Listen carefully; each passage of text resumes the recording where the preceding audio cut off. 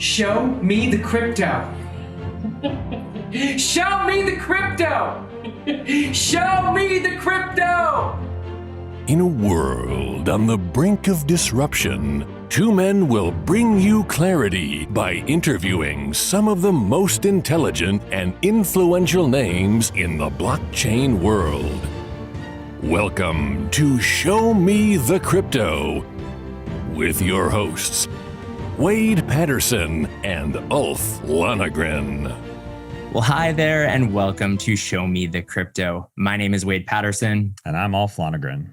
We're a couple of friends from Canada who love learning about cryptocurrencies and blockchain technology, and we're happy you're along for the ride. Whether you're a crypto virgin or you know your way around the block, we hope our interviews with some of the most intelligent and influential people in the blockchain space help deliver you with value. And on this episode, we're joined by returning guest and host of the Aubservation, Aubrey Strobel. Aubrey discovered crypto in 2016 and went on to become head of communications with Lolly in 2019 before shifting to an advisory role earlier this year.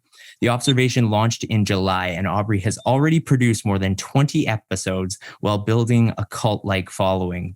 Aubrey's Twitter and Instagram profiles describe her with two words: always early. Aubrey, welcome to Show Me the Crypto. Thanks for having me. And I think my fire alarm is going off in the background. So, perfect timing.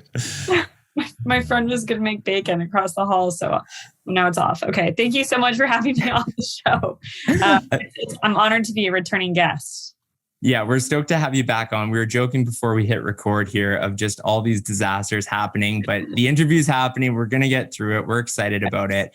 And if we go back to that original time you were on the show, it was May 2021. So at that time, one Bitcoin was worth $35,000 and the average price of a Bored Ape was 0.66 ETH. What do you make of what has transpired since then? My gosh. Sometimes I feel like I've lived multiple lives, and I feel like you guys probably might feel the same working in this industry and just being in this industry for so long. You know, time doesn't pass the same way that I think it does for other people, because you kind of do check back in where like certain prices were of Bitcoin or ETH or an NFT at that time, or just like the hysteria, the sentiment that was at that time, bad or good. And you're just like, wow, I cannot believe that happened or didn't happen. So yeah, I mean, Bitcoin's sitting around 20K now. You know, I think I've been here for a while, so it's not like painful for me. I've seen these like runs, but there were better times, you know. I kind of miss those days. No doubt, but is it not interesting how even just so like looking at it's one thing to say, okay, Bitcoin is down, and you know we've been here before through bear markets, we've seen these lows, but the sort of juxtaposition of looking at something like NFTs, which although NFTs are still way down from their highs, you know, we look at something like a Bored Ape and comparatively Bitcoin's dropped. You know, it's almost half of what it was when we interviewed you. Meanwhile, Bored Apes worth way more in at least ETH value. So it is interesting that there's more layers, at least in the last few years in the world of crypto in regards to what we're talking about and its valuation.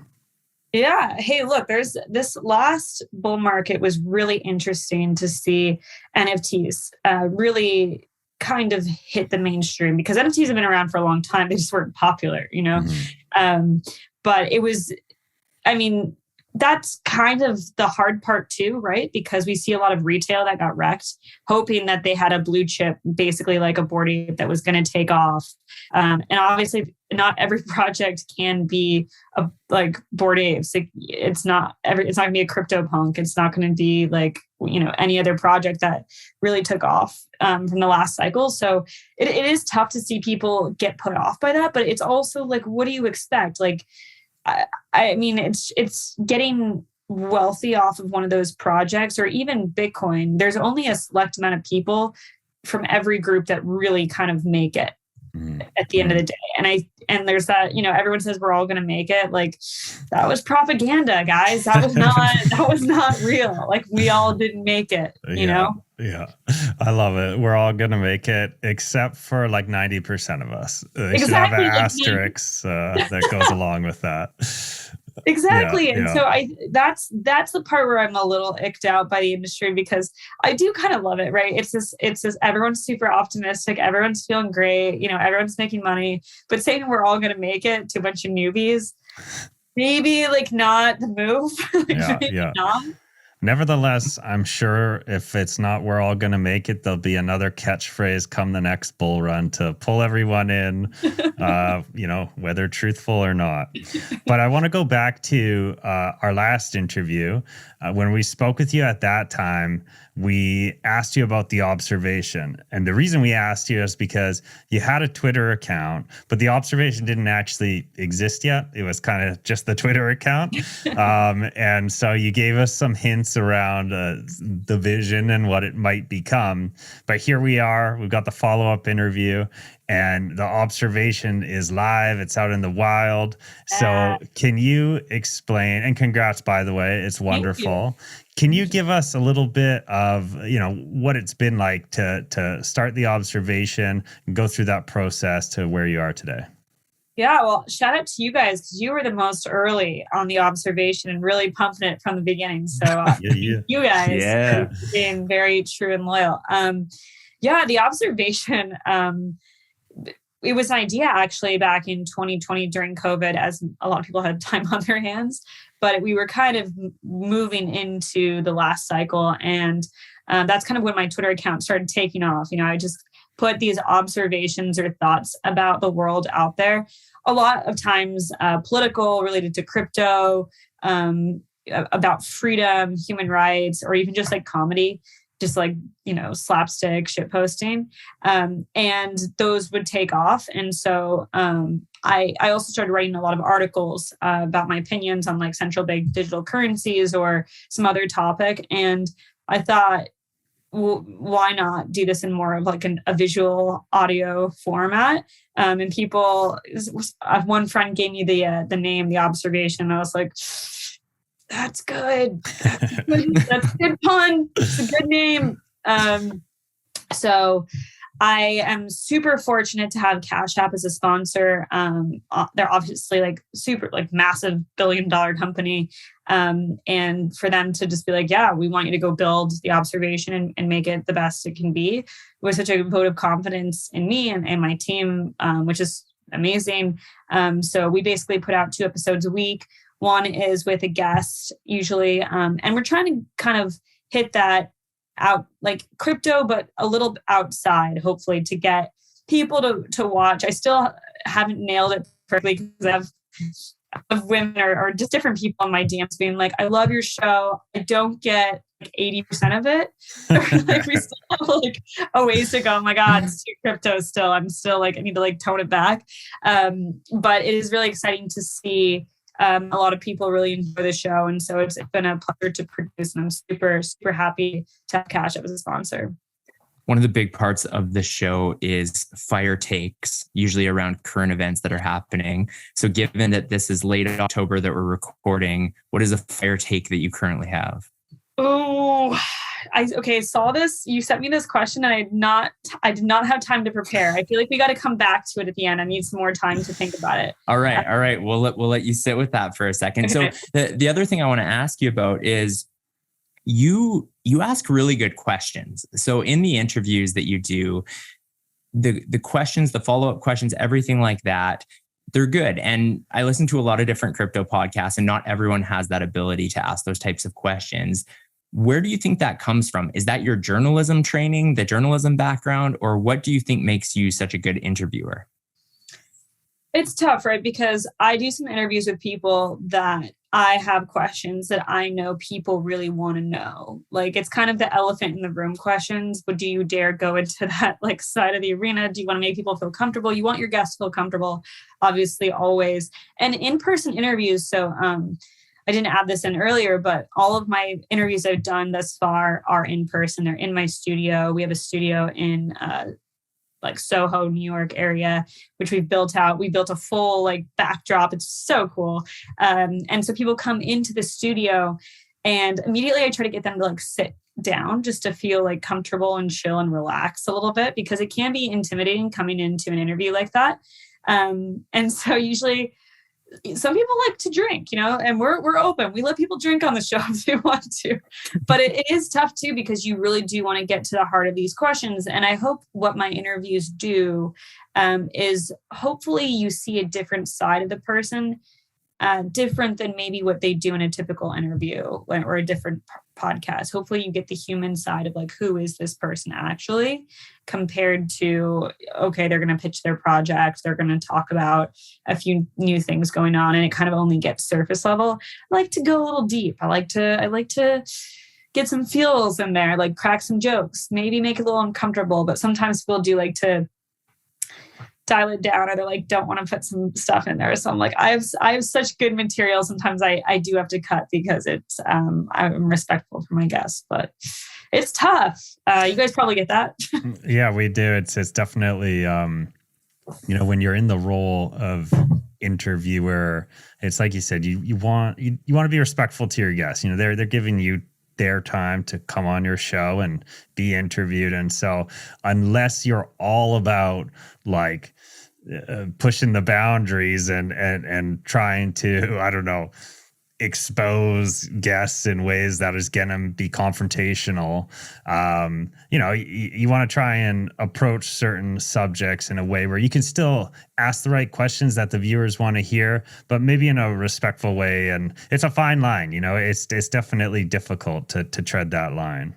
Totally. And I try to give people sort of an outline of what I'm talking about. And I'll pretty much like, if I want to go into a certain area, I'll put it in there. And if they don't say anything, I'll just do it. So, you're like, well, I gave it to you. So the show's fire takes. You can't have all the fire and not be putting it out there with the guests. But I've been super fortunate. I also do, like just the weekly takes outside of the guests. And I have a really good friend, my friend Maddie, that comes on and co-hosts with me. So it's just fun to riff with someone. I kind of wanted to do it solo at first, and I've done them solo too at times, like when they're a little bit more personal, but I love having my friend on there. And as you guys probably like realize, it's fun to just have a buddy to do the podcast with. Totally. It's nice, just to do it with a buddy, but it's also nice because when you have someone who's kind of like you got your co-hosts, and between the two of you, it's one thing to make the guest relaxed, like you said, but I mean, as the interviewer, you don't want to mess up as well. And having, a co-host who you can sort of like bounce ideas off of, or jump in and like jump in for each other when maybe you can tell the other person maybe needs some help or something like that. It goes a long way. So yeah, I'm all here for the co-host. Yeah. But so something I wanted to touch on, because you mentioned you do these different types of content on the Aubservation. That was something when you launched, I know for me and Wade, checking out your content, it was interesting because we didn't know what to expect either. But I think the natural thought, given how our show is, was just that you're going to have sort of one format. But what we've seen is that, in fact, you have sort of like an interview style format that you do. You've also got your more solo takes kind of on things, your more opinion type pieces. And then you've got almost like a vlog style where it's more like, following you around and more of a vlog take. So why did you approach it in these three different formats? What's the thought process there? And what ones do you love the most? What's your favorite style that you're doing so far? Yeah, it's been a gift, honestly, to be able to explore different types of content and to figure out what I like doing, right? Because I didn't have a podcast. I literally pitched three different exchanges and Cash App, the Aubservation, and just went with who I thought was the best at the end of the day. And really happy I went with them. That being said, they basically were like, go build a show. And so one thing that I feel like has not been covered in this space is how insane it is to be in it, what it feels like. Like we have these conversations, we do these podcasts, but no one, I think I dropped a vlog about NFT NYC about what my day looked like. And I think I had about 10 meetings that day and how I was just running around. But that's what a bull market feels like. And that's what like chaos feels like when you're running around to all these things. And first of all, probably like I need to say no to more, more of those things, first of all. But like when there is a big conference in town, and there's always a conference happening, there's about 10 different things that you're trying to make it to in the day. And meanwhile, I was filming for a show that E24 is working on that's going to go to a major news network with a bunch of other crypto influencers like Marin and Gainsey, and Kobe is helping produce that. I was filming for that in the same day. I was shooting the promo for the Aubservation. I was going to a gala. Like I wanted people to see that. I was doing an interview, like how hard it is to run around, and it sounds like fun, but you're there networking. Like I'm not just sitting there. Like I want to meet someone that hopefully could be like a secondary sponsor for the show. I'm talking to someone else. I'm showing it for a friend, and you run around all day and you're exhausted. And I don't think anyone's covered that like that. And so I kind of wanted to do it in sort of like a Casey Neistat kind of way. And I really like creators like that, like an Emma Chamberlain and Casey, that could show you something without telling you. And so I actually really liked vlog style. So I went to Bitcoin Amsterdam a week ago, maybe 2 weeks ago, and I brought one of my producers to film that too. So that'll be dropping soon. And I think kind of showing the industry around the world is a really cool thing, and showing some of these people and friends. Like Dan Held makes a cameo in the vlog, and we like do this like bit. It's like we go to this coffee shop in Amsterdam. It's like this whole thing, but you would never see that, and it's just entertaining content, right? Mm-hmm. So, and most of my friends, if not almost all my friends these days, are in crypto.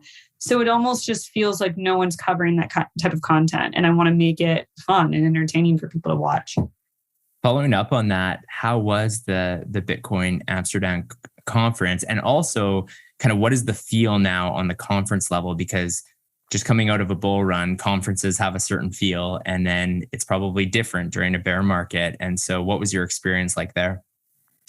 It's tough because I really like Bitcoin Magazine. I really like everyone that puts it on. But if I'm being honest, it felt like the panel that I was put on, it was like Peter McCormack and like Leah Halpern were like fighting pretty much like during ours. And I'm like, okay. And then like there were people in the audience that were like kind of booing if you said Web3. And I was like, this feels toxic. Like this is just, this is not, I don't like coming to conferences that are like that, number one, because I am into NFTs. I do own other cryptocurrencies. Like Bitcoiners that are toxic need to absolutely stop. Like it's just pushing people away. If you believe in free markets, which all the early Bitcoiners did believe in, this other wave of Bitcoiners that are like, no, you're exiled basically from being a Bitcoiner. Like that's not it. I'm sorry, it's not it. So I did enjoy personally, I enjoyed the conference because I hung out with everyone that I did. I think it, like production wise, it was put on really well. Like, I mean, they've really become the flagship conference series and totally blown out Consensus entirely. Like Consensus used to be the leader.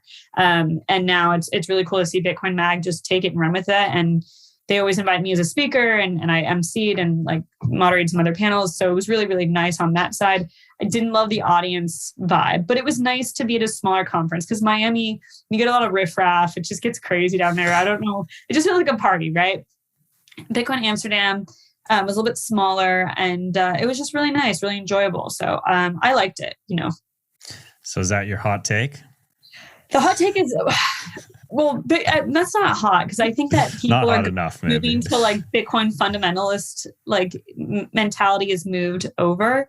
I guess my hot take is that I think that we're in for a lot more pain than people think we are. And I think it's going to take a lot longer. I think the recession is going to have a larger impact on crypto.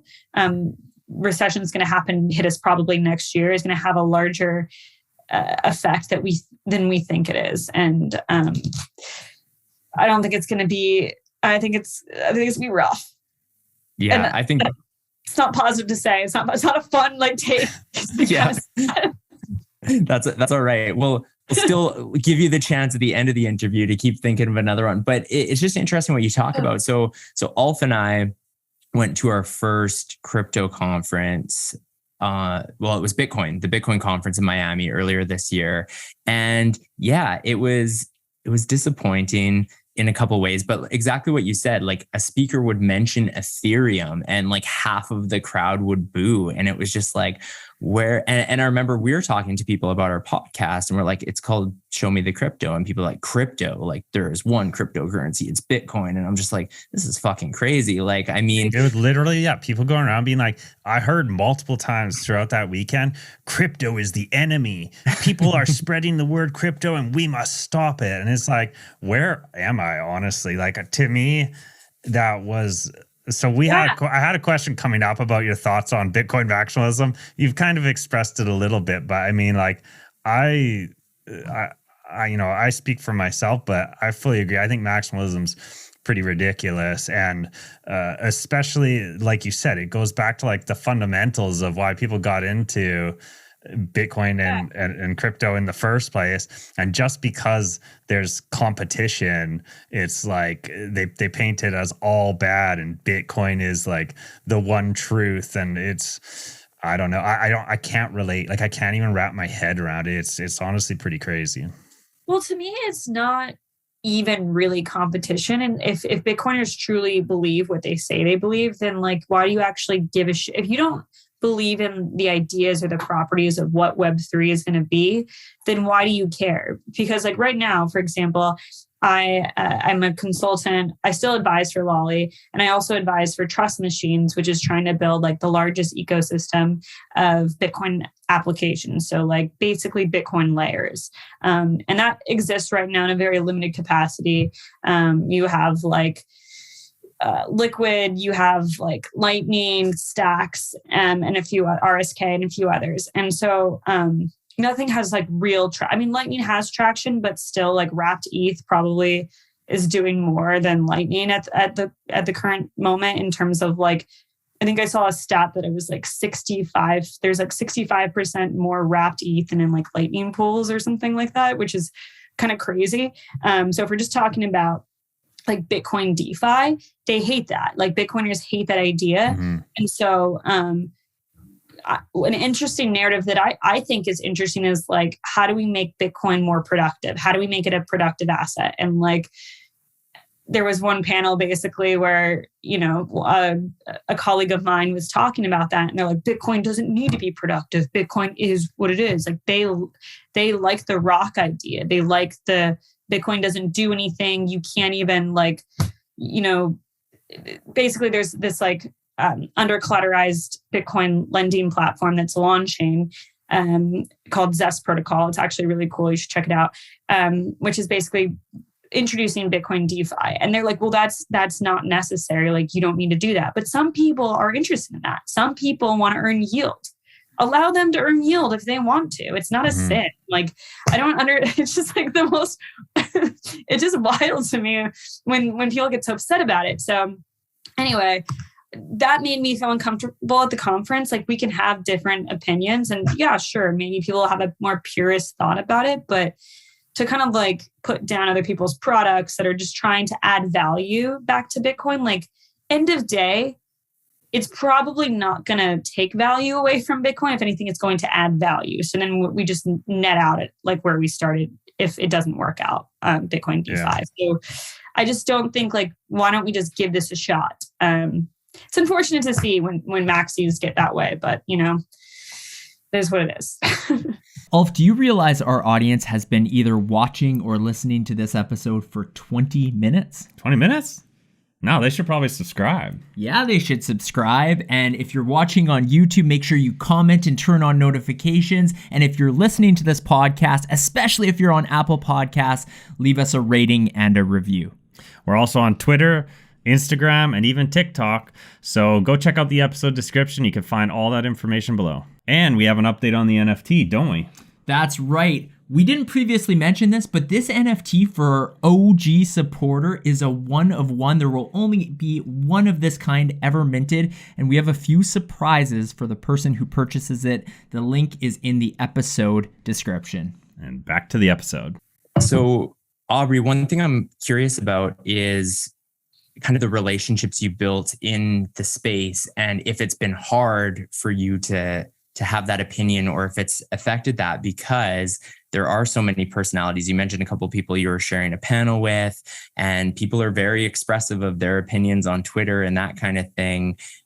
And you previously worked for a Bitcoin company, or at least that was the focus. Has it been a little bit tough? Like, do you find you have to kind of curb your thoughts depending on like which people you're talking to, or are you just, it is what it is, and this is my view? Honestly, a little bit. I do feel like I'm a little censored sometimes about the way I talk about things that I'm excited about, especially in like the ETH or Web3 space. There are projects that I genuinely think are really cool. And sometimes I feel like I can't share that because I grew a very Bitcoin audience. But there's a lot of people that are Bitcoiners that also have open minds and they're respectful and they would receive that well. It is tough though, right? So like Bitcoin Magazine asks me to speak regularly. Like, I don't know if even they saw this interview that they would be like, oh, we don't want her to speak anymore. Or like, she works for Trust Machines. Like, they clearly know what I'm up to. So if they don't want me there, I guess they can just uninvite me. But then what do? You uninvite all these eventually, like, if people, who's going to be left? Yeah. And then it's like, okay, so you've found out what's in everyone's wallets and what people own. And like, you decide to uninvite them from your conference, then cool.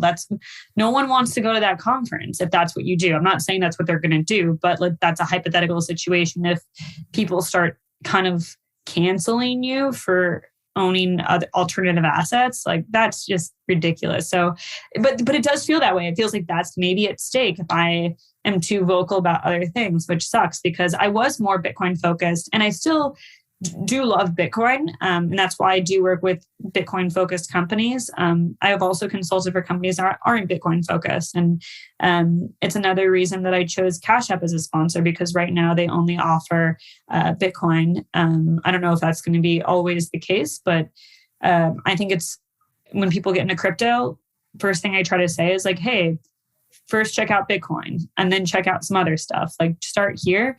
I wouldn't like send people like into yield farming from the jump. Like, you send them to Bitcoin and then you kind of help them like along the way. So I feel like that's still where we're at. I still feel like we're super early. I didn't feel that way during the last cycle. I was like, oh, we're here. And we're not. So I I do still feel like we're super early, and therefore people should own Bitcoin. But I genuinely believe it'll be a better store of value as we see like global currencies like basically falling apart. It was actually really cool going to Europe and basically having parity with the euro and the dollar. The dollar is pretty strong in comparison, but like inflation's rampant across the globe. So, I mean, it felt like a little good, but a little shade to like the Europeans who are obviously really hurting right now and are going to be hurting this winter with the energy crisis. So I don't feel that great about it, but it was fun to go shopping.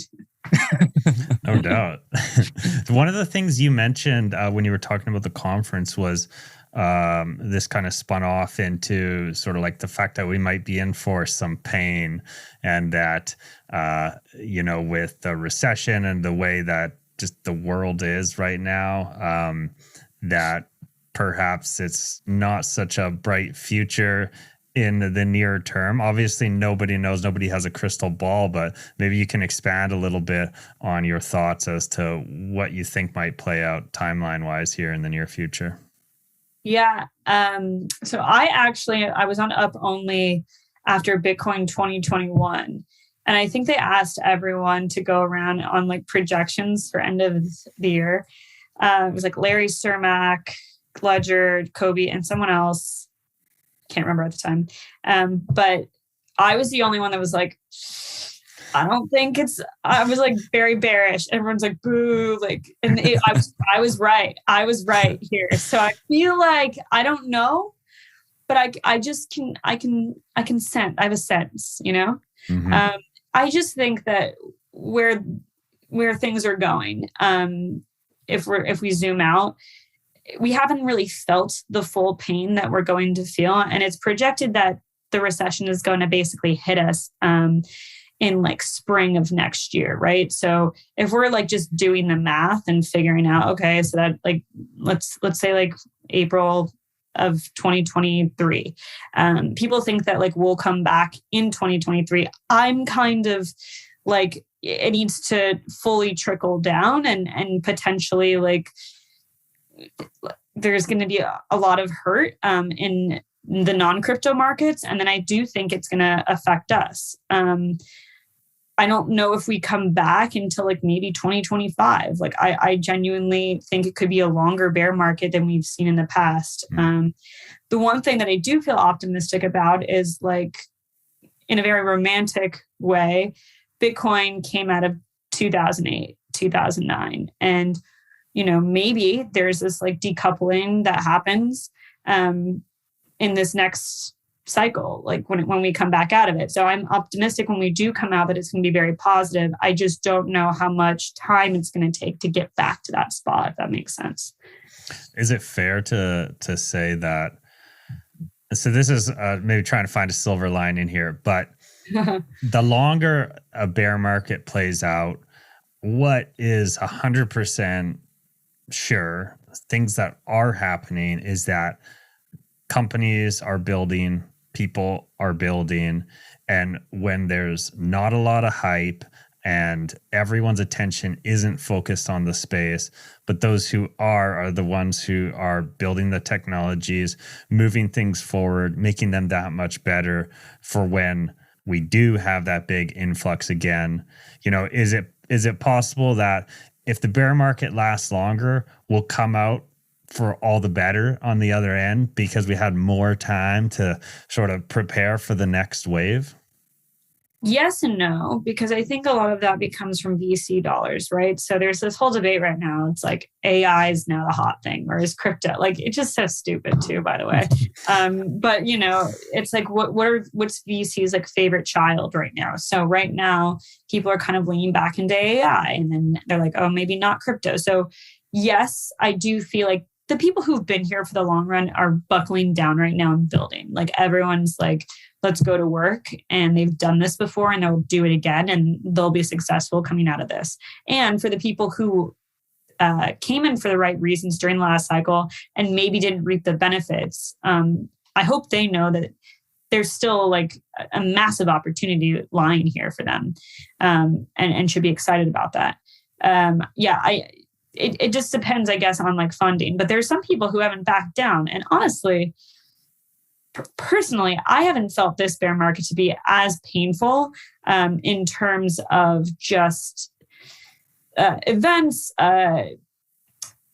networking, people still getting together, stronger communities. It used to be a lot smaller. You didn't have the kind of community that you have in New York, and the tech scene, the crypto scene in New York is very strong, and it hasn't, I mean, it's slowed down a bit, but it's still going strong. And I think it will continue to go strong. So if you're interested in building crypto, like, and you're watching this podcast, I would say like, you're still in a good spot. It's not all doom and gloom. So, and that's what we're doing at Trust Machines right now, right? Like we're putting our head down. Trust Machines received $150 million in funding in February, and we're trying to build a really, like, I think that there's been 3 waves of Bitcoin narratives. So there was like, obviously Satoshi's vision, a peer-to-peer payment system. And people don't totally use like Bitcoin as payments all the time now. I would say that they probably use like USDC or some other alt. But then we have like the it's a digital gold narrative, and like that was touted around. And then I think an interesting narrative that people aren't paying attention to, and that's what I always focus on, is like, what are people not doing right now or not focusing on? It's like building on Bitcoin, right? So Bitcoin doesn't have the smart contract compatibility that Ethereum has, but it has some, you can build some things on Bitcoin. And it's a little bit more limited. But there's opportunity there to build. So if there's opportunity, like Bitcoin is the most known by most people by name. It's like the number one cryptocurrency that is out there. Let's see what we can do here. And so I think that's what we're doing at Trust Machines. There's some really cool products that are going to be launching soon. So that's why I decided to consult for their projects and just kind of put my head down and build during the bear market. One of the people we've had on a couple times on the show is Cooper Turley. I know you're a friend of his. He's big into the music NFT thing. And this summer we had about 5 guests on specifically to talk about music NFTs. And I don't know that I've still had my aha moment yet, even talking to all of those people. But like, what about your perspective? I mean, you're kind of on the inside view of a lot of these things. And somebody like him, he is so bullish. And he was the one who first kind of taught Ulf and I what an NFT was in February 2021. And we're like, okay, well, let's see. And then, oh, damn, he was kind of right. So do you see it with that type of thing? First of all, I need to say that Cooper Turley is one of my favorite people of all time. Like, I genuinely mean that. He's maybe one of the most well-connected people in crypto, has made some of the best. I don't know if you guys have this in your life, but there's people out there that just make amazing intros. If he ever loops me into a chat with somebody, immediately I'm like, yeah, let's get on a call, because it's always good when he like loops me in anything. So he's great, really good friend, and very fortunate to become friends throughout the last year. Music NFTs. I kind of had an aha moment with it in terms of you can build smaller communities basically by people buying like 0.1 ETH to like have loyalty to your song, album, whatever you want to do, and kind of make this social token, compared to it's going to take like so many streams on Spotify to kind of make that back. So you can have fewer fans and sort of make that return if you want to. And it's actually almost impossible for new artists to kind of do that, right? So if you can build a community of like 100 people to buy your album, that's way better than trying to get millions of streams on Spotify. And also, you know, Spotify is centralized, like you're not really like owning your music. And I actually had a really good conversation with someone who's going to come on the Aubservation, Robert Graham from After Party. And was really interesting to hear. He's kind of in the LA crypto scene, and so is Cooper, obviously. But hearing about how unprofitable a lot of artists are right now, and a lot of creators, he basically said, if you're not Justin Bieber, if you're not Madonna, if you're not like at the top of like whatever your lane is, you don't make any money. Like you're not making any. You basically break even. And so it's just maybe the most defunct model I think I've ever heard of. And it blew my mind, because I was like, this is still a problem and we just all accept it. Really bullish on Cooper trying to figure out a solution to it, number one. And number two, I'm such a fan of people who go out there when something, again, is unpopular, like saying building on Bitcoin, or let's make Bitcoin productive, or music NFTs a million times. Because guess what? When that takes off, that person, all of a sudden, the people are like, oh my God, this is so cringy. Like they're a genius. And they weren't a genius. They just had conviction and they believed in what they were doing. And you didn't. And you're too afraid to like put yourself out there and go all in on something. And it paid off for them. So there'll be a day where Cooper is like revered as like this absolute like Einstein. And I'm going to be like, he deserves it. He deserves it. Yeah. He jumped all in on music NFTs. I believe it. Like in our, like Wade said, we've had a bunch of conversations with a number of guests this summer, and it's been great for me to wrap my head around more personally. I mean, that's half the joy we get out of our podcast, is we get to like pick people's brains and try and wrap our heads around these ideas and technologies. And with the music NFT thing, where I think it is I think it still hasn't been figured out, but there's many people. It's a small group of people, but there are many people who are actively trying to figure it out, and they're testing the waters with different approaches. And at some point here, one of these approaches is really going to take off and hit the mainstream. And that'll be that moment right there where it really blows up.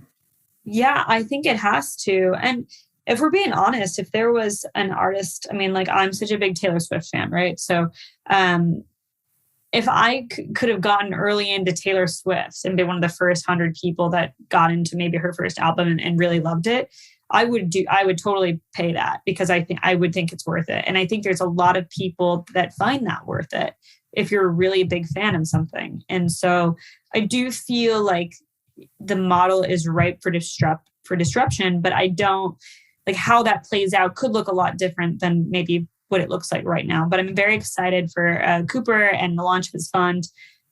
So yeah, I'm excited to see where it goes next. Love it. Yeah. So I want to go back to the observation, because I'm curious, like, it's relatively new, but you've had a lot of great success already. You're putting out great content, but I want to know more about, like, what are your goals? Where do you want to go for the future? What's sort of your vision for at least the short term, maybe the next year or so? Yeah. Well, it's a little difficult talking about crypto in a bear market to a mainstream audience, right? And I would be remiss if I didn't say that price isn't correlated with interest in search trends. Like, you could just look on Google Trends and you can see that search is down for NFTs and crypto and Bitcoin, all those things. But I do think the ideas that I believe in and the reason why I've been in this industry so long still ring true to me. So that's like freedom, like human rights. I went to the Human Rights Foundation Gala and just hearing and was a part of the table that Cash App represented, and feeling like what are these stories that are not being told in a freedom capacity? What are we not telling in a creator capacity, talking about artists? And there's still we are still merging into this. Someone, you call it a metaverse if you want, but this metaverse of sorts where people want to own their own identity and their own digital assets. And those wishes are still there. So I think covering it from that cultural landscape of what the world looks like is still important. I think when I pitched it out, it was supposed to be sort of like a Call Her Daddy for crypto, but not like sexual, because Call Her Daddy is like very much sex show.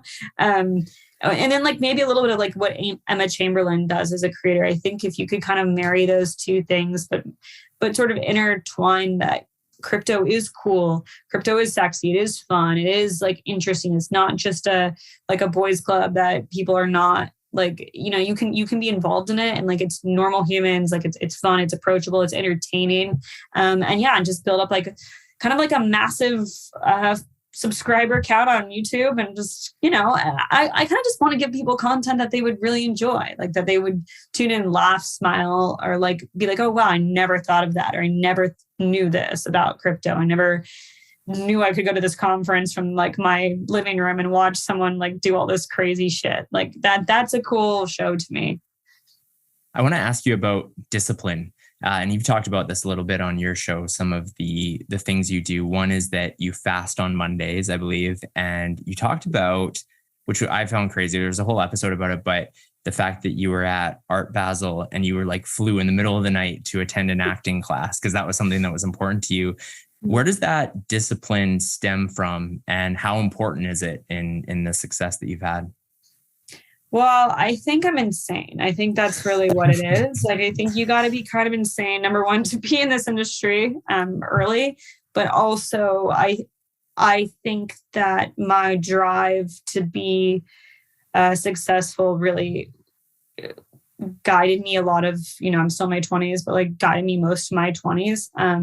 And I think almost you have this feeling in your 20s, you got to get all this stuff done. You got to try it all. You got to do all these things, which is maybe good advice, maybe bad advice. But I just feel you get this one life, and you got to show up. You got to try your best to do these things. And yeah, I guess if we're talking about discipline, fasting on Mondays. Yesterday was Monday when I fasted, and I didn't really.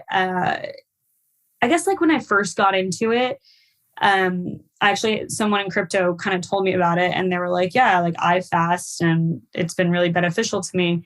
And so I tried it super hard your first time. super hard. This, once you get used to it, it's really easy, and it's just better for you mentally. You have clarity, you give your organs a break. Like, I really recommend it for people. I know it sounds like crazy to a lot of people, but it's very common in many religions, traditions. Like, it's very normal, and people didn't always have food like readily available to them all the time. We eat so much as a society, like we're constantly just eating. It's nice to like give your body a break. So I've enjoyed fasting. I think it has helped me. Elon Musk has now said that he fasts, so that's something. Not sure. There you go. Yeah, I don't know if that's like good or not. And then for the acting thing, during the last bear market, I felt very uncreative. I felt very it wasn't, we didn't have NFTs. We didn't have the more human side to crypto. It was like ICOs and propaganda. It was so boring. It was so like sad. And we were in a bear market, and we didn't know when we were coming back out. So I was working in Dublin at the time, and I remember coming across a post on Instagram, and it was talking about this teacher that Amy Schumer had in random. And she was just like, I really loved this teacher. And I just started, I've never acted before, but I just really wanted to do something creative. So I joined this acting school, and I went to it for 3 years, which was crazy. It was only a 2-year program, but COVID happened. And I went for like 10 hours a week, basically, like at night while I was building Molly, and no one knew about it, but it was something that I personally had to do and show up for, and had to memorize lines while like I was at work, just all the time. And I don't know why I had to do it. I just think that if I got to the end of my life and I didn't try all the things that I wanted to try, I would have a lot of regrets. And so you kind of just have to run it. And I'm super grateful that I did that. I think it's made me better in some ways. And I don't know if I'll do something with it, but like, it was great for me. Aside from doing the acting classes, obviously this, acting is not what you're doing for a living, but have you pursued that at all beyond the learning you got there? No, I want to do it. I have a lot of friends from my class who are like, we should film a scene. We should do we should do so. Like, everyone has reels. Everyone in my class was amazing, by the way. I was like the weird crypto kid in the corner. And they were like, oh yeah, Aubrey's like in crypto, and she's like, she flies back in. She's always trying to make these classes like fun. It was just nuts. Everyone's like on Broadway, like in actual movies. And I was like just showing up, just hanging out.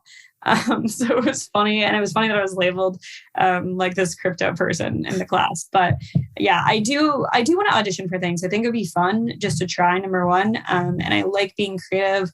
I like to sing. I like to create stuff. I like creating a podcast.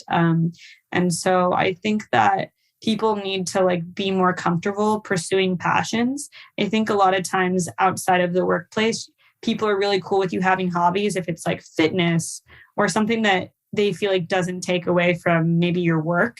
And I would just kind of ask people to consider, like, what would you do if you could do anything? Like, kind of when you were like a little kid and they're like, what do you want to be when you grow up?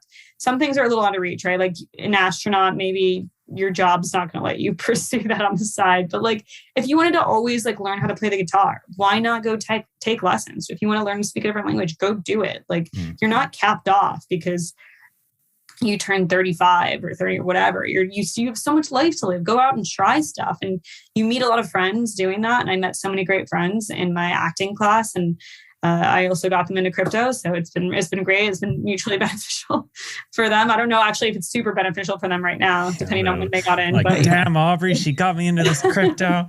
Lost all my money. No. Well, I don't want to stay on the acting topic forever, but I did want to ask one more question, which is, do you find now that you may not be acting in the traditional sense, but you are running a show where you are on camera. Do you think any of the skills have pulled over into what you're doing with the Aubservation? Or not really? Too far of a difference? It's a little different. I actually think it's easier to be somebody else than it is to be myself sometimes, right? Because being yourself is super tough and people are really hard on themselves. I know I'm hard on myself. So like being in my body and just living my life is tough, but that was the fun thing about acting, right? So you could come into class and you could be someone funny, or you could cry, and people were moved by that regardless of what it was. And you kind of went on a journey through that, and I didn't have to be Aubrey who built Lolly, Aubrey who runs the Aubservation. Not that I'm not proud of those things, but you kind of almost get to escape for a little bit and like be someone totally different and tell someone else's story, which I think is really what life is, right? Like what are podcasts? What are anything that we're doing? We're all just storytellers at the end of the day. We're telling different types of stories. It's kind of how the medium that you choose to tell those stories and who you are when telling that story. So I think that it was liberating for me to be able to kind of float in this way. And, you know, obviously I'm very big on freedom. So I'm like, oh my God, a place where I feel free. You know, I love this. This is absolutely what I want to do in my spare time. So it was really, really good. And yeah, maybe I'll audition for something. I don't know when I'll have the time personally right now, but yeah, always down. So Aubrey, your viewer audience demographic is eerily similar to ours in the sense of about 95% male. How does that make you feel? I mean, it's probably a bit of the reality of just the industry that we're in, but I know that one of your passions as well is inspiring women in the space. So do you look at that as a discouraging statistic, or what are your thoughts? You know, I'm happy with like any subscribers or people who want to watch the show, number one, who it appeals to. Like, it's fine that it's actually gone out. Now we have 11% women. Whoa. That's a big jump, actually. That's actually significant. Yeah.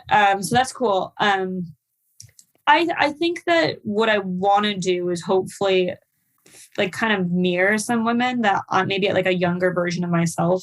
I hope to bring in an audience that maybe could see like themselves pursuing a career similar to mine, or at least just want to watch the show, who are women.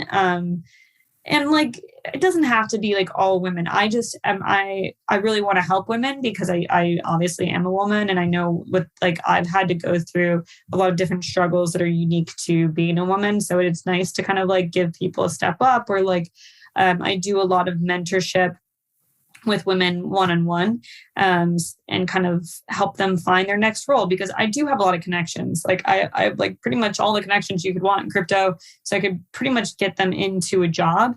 And if I can shoot an email to make that happen for somebody, why not? Especially if they're, you know, I recommend them and they're going to do a good job. Why not give someone a great opportunity off of what I built? Like, I absolutely want to do that for people. So that's the fun thing about, you know, like kind of having some success in this industry and having a lot of really great friends and people, is that you can recommend them for roles and positions that are potentially like financially life-changing, because there's a lot of roles that people get stuck on and they're just not they're being ignored by their boss, or they're not, you know, it's just kind of like they're stuck. There's no upward trajectory for them in their career path. So it's nice to be able to kind of be like, screw that. Like, you can move over here. And I think people can job hop now more than they used to. I think that, especially in crypto, like I remember somebody, I'm not going to name names, was at a company for like eight months. It felt like years, obviously, in crypto that person was there. And like, you can move around a lot easier, and I don't really think you're judged by it. Whereas in the past,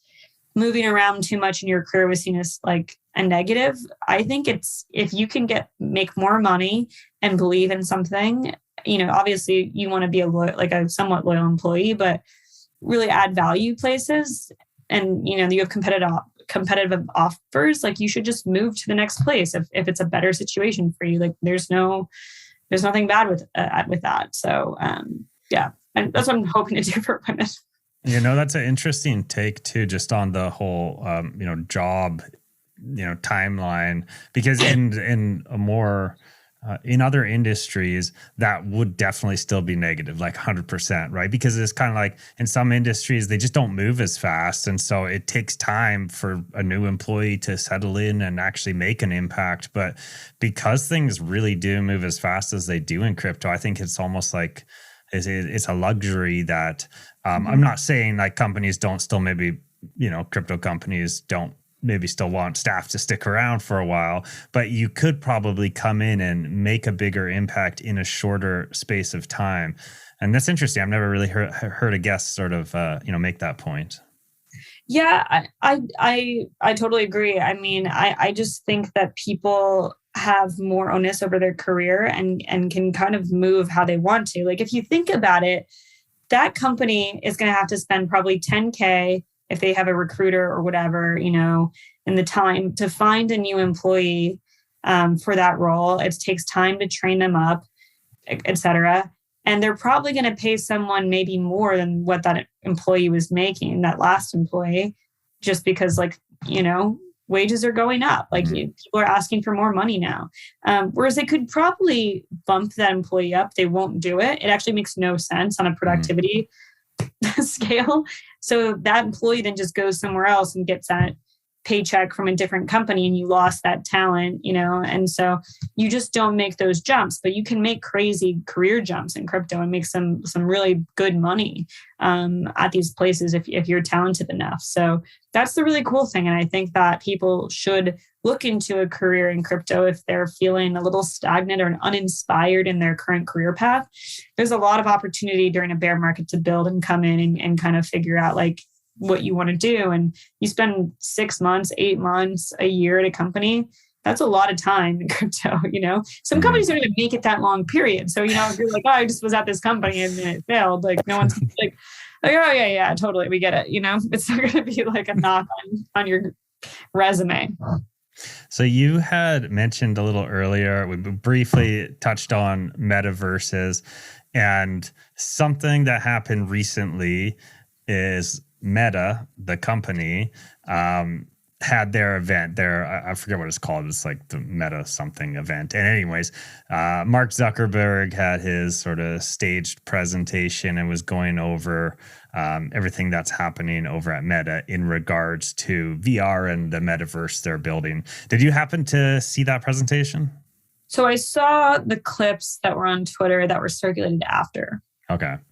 I was going to ask what your take was on Meta, the company, and what they're doing as far as their take on the metaverse and their technology and where that's at. But if you haven't seen it, it's kind of a moot point, so no worries. Yeah, I didn't watch the full presentation. I will say, though, I mean, I do have opinions on Meta and Mark in general, but I just don't know what his end game is or his end goal. The product's completely failed at this point. The people, their users are not going to move into this, in my opinion. And I just don't see them winning. I genuinely don't. I don't see a path forward for him. I don't know if you guys feel the same way. I just don't. I'm not seeing it. And I genuinely would be honest too if I was like, okay, there's something here. I do think that there's this metaverse and VR is something, but Meta being the company that if Meta is the company that propels the metaverse, we've lost. Everyone is lost, right? 100%. It's just we might as well just pack it up now. So, no, I think so. Again, without getting into details around whatever the presentation specifically.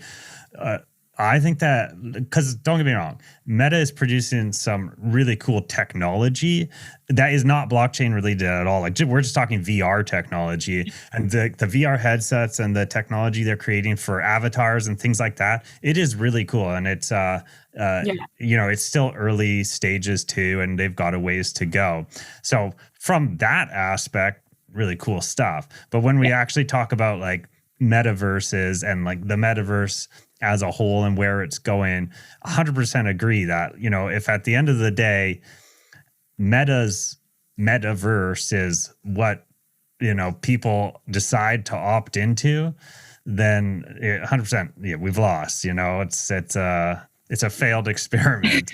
So, well, I will say, yes. So I want to go back to the VR, headset, this avatar. I mean, we saw a lot of that come around with PFPs during the last cycle, and people having profile pictures that they felt digitally represented who they are as their identity and are you now even like there's accounts they associate with that PFP. Like I don't know what they look like at all, but I know your PFP and I know that's your identity. I know that's who I'm talking to.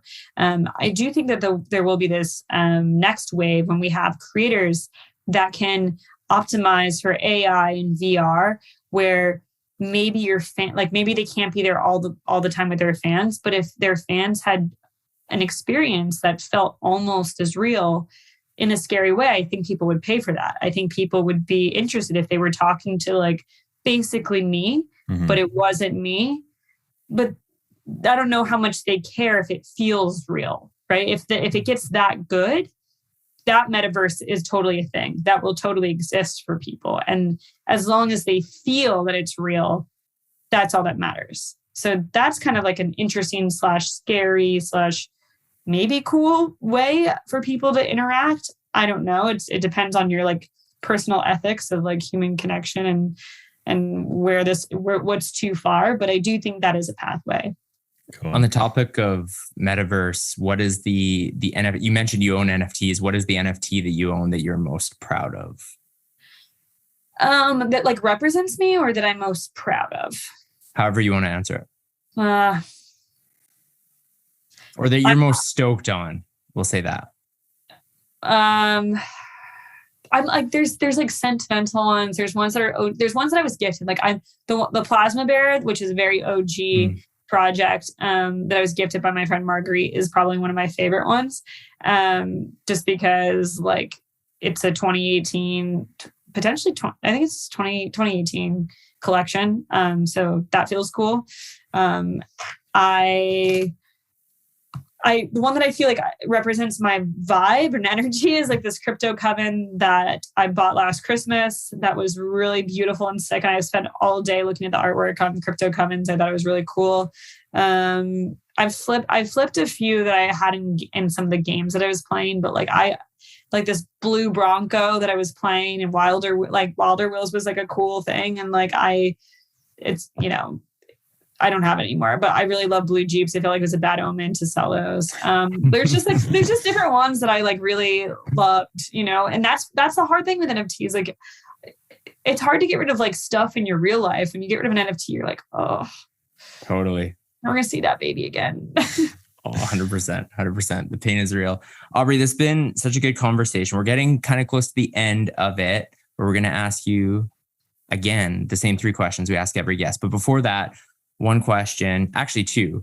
The first one is, who is a dream guest? Like you can interview anyone on the Aubservation. Who is one person you want to get on your show?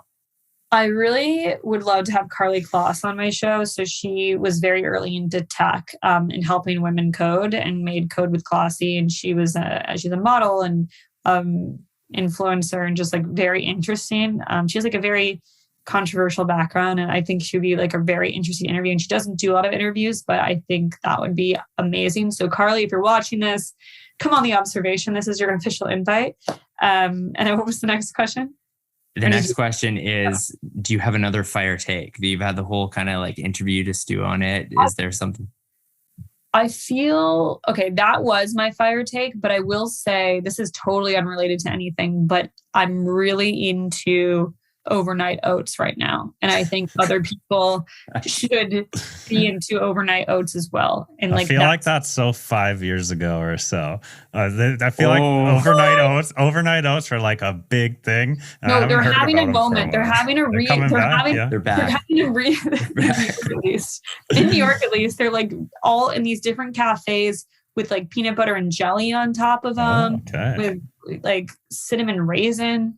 Maybe it's just this place I've been going to, but I'm bullish on overnight oats. So nice. There's some alpha. We always get things in Canada like a year after you get them there. So next year we're gonna be like, this is what Aubrey was talking about at the moment. Yeah. But you guys are also positive. By the way, I finally made it to Canada. I want you guys to know I went to Whistler this past January. Oh, awesome. That's nice and close to Wade and I. And your thoughts on Canada? Honestly, Whistler was beautiful. We went, it was like a crypto group that was up there. It was like Marguerite organized it. It was Meltem, Alex Edelman from Lolly, David Hoffman from Bankless. So like so many people. It was like crazy, like maybe 25 people, and we all went skiing. I didn't really know how to ski because I grew up in Arizona, so I had to learn, and it wasn't great. Well, yeah, I've had those. I'm not a skier, and there's so many hills around us, and every time I go, I kind of quit for a few years again after because I just can't get it. It's so hard. Do you ski, Wade? Like what? I ski. I grew up skiing. So I've skied since I was 3 years old, but I still like when friends go, I just come for like the cabin weekend. So like I just show up and like hot tub, got my drinks, that kind of thing. And I just hang out and everyone's like, you're going to be so bored. And then they get a miserable day outside and people feel so shitty that they paid whatever amount for a ticket. And they're like, we wish we just stayed at the cabin like you did. And I'm like, yes, this is what it's all about. That is what I did the whole time. Like I was in the hot tub drinking wine by myself. No one was even there. And Marguerite had sent like baked goods to, there was 3 different houses. There was this like chateau, there was a cabin, like it was crazy. And she paid it all off by a Looks airdrop, by the way. The Looks rare. Wow. What? Just unreal. Like she was gonna pay for it all like out of the kindness of her heart. But then like the Looks airdrop happened. She's like, cool, that paid for everyone's trip. And we were like, that's crypto, man. Like yeah. Anyway, that's crypto. But like there were these great baked goods that came every morning. And I was like, have I lost myself? Like I'm just in this like hot tub with like a glass of wine, kind of drunk, eating like a croissant. And like, I've been in here for like way too long. You know, I was like, I'm having a better time in my opinion than I think everyone's skiing. But that's my thoughts. That's it. No, 100%. You're onto it, and people will discover. It might take them some time, but they'll get that cabin weekend's what it's about. So as I mentioned, 3 questions. We've asked you these before. We dug up your answers from May 2021, so you'll have a chance to revise the answers potentially. Alf's going to ask you those 3 questions. Oh God! All right, you ready? Are you gonna tell me my old answer or no? I will. I'll let you know the old answer, and we can ask for a new one, and we'll see where we're at today. Fair. All right. So the first question: who's your favorite person to follow in the crypto space?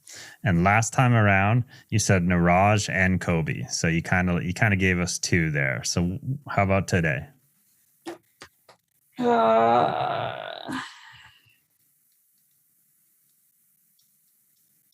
Who do I feel like doesn't miss?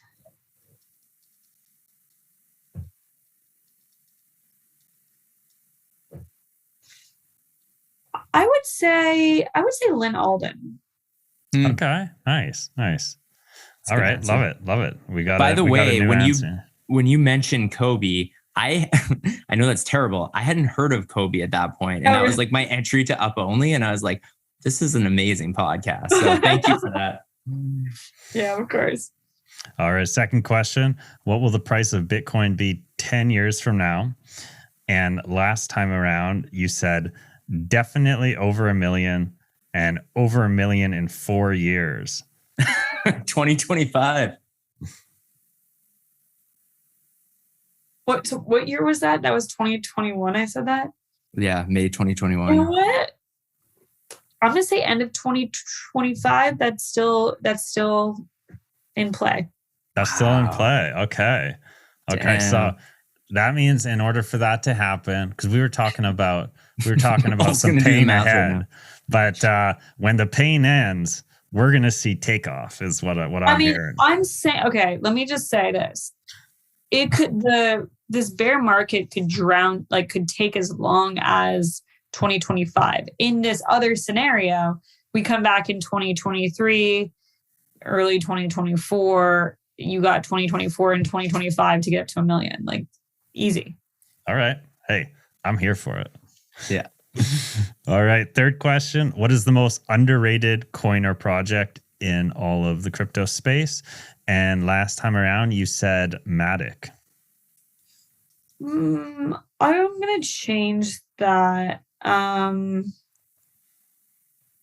I already shield Zest protocol, so I would say Zest, because I think Bitcoin lending, I'm just gonna say that. I think Bitcoin lending is really cool. And I think that's underrated, and we talked a lot about that. So I'm gonna go Zest protocol. All right. Nice. You crushed those. One final question. How tall are you? Okay, so this is what I think. I don't have a problem with my height, number one. I'm not crazy tall. People just think I'm tall because I think I have tall energy. Like, I'm not 6 foot. I'll say that. I'm not 6 foot. I'm in the 5 foot range. And you can tell how tall someone is. You just have to look at them in a group photo and like kind of figure it out. Like, that is how, but now I don't want to say it because it's such a Googled thing, but I think it's kind of I can't believe that though. It's just so funny that that's such a thing. I don't know why either. It's like, what, if you find out, does that mean like, is this like a dating thing? Like, is she too tall for me to date? Or is it just a random curiosity, like fetish thing? I don't know what it is. Maybe it's just having the knowledge of like that one thing nobody else knows. But when you find out, you're like, I know how tall she is. Love it. Well, it's also, I've been at conferences. Like, people have seen me walk. It's not like I only exist online. I've been at conferences. You can see how tall I am at a conference. Yeah, that's so funny though. Aubrey, we've really enjoyed this conversation. Thank you so much for coming back on Show Me the Crypto. We appreciate it. Thank you so much for having me again. Again, I'm super honored. And if you guys are ever find your way to New York, you got to come on the Observation. You bet. Let's do it. Let's do it. Thank you for listening to Show Me the Crypto. Please make sure to subscribe as well as rate and review this podcast.